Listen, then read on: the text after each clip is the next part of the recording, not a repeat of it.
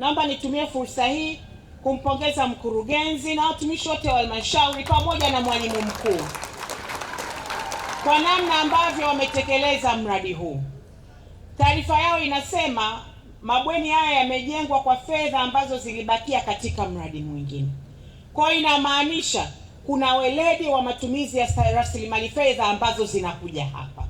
Kwa hiyo niwapongeze sana kwa kuwa waaminifu na kufanya matumizi mazuri ili fedha ile iweze kuzaa na mradi mwingine. Mabweni mazuri yamejengwa pale, watoto wetu wa kidato cha 5 na cha 6 wanakaa vizuri, wanasoma vizuri, na ndio maana shule inaendelea kuperform vizuri sana. Hongereni kwa kazi nzuri mnayoifanya.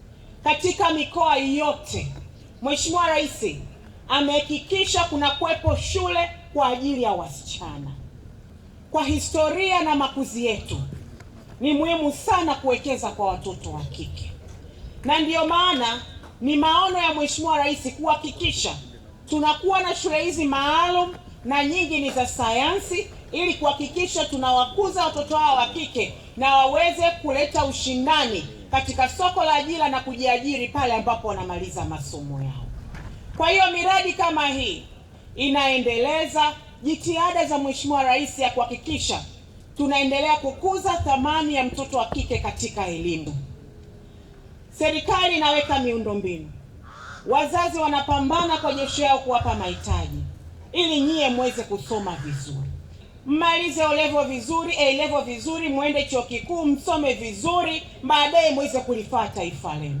Serikali inawekeza fedha nyingi sana katika miundombinu ya elimu, na sisi tunaendelea kupata faraja tunapoona uwekezaji huo unaleta matokeo mazuri kupitia matokeo na ufaulu wa watoto hawa, hususan watoto wetu wa kike.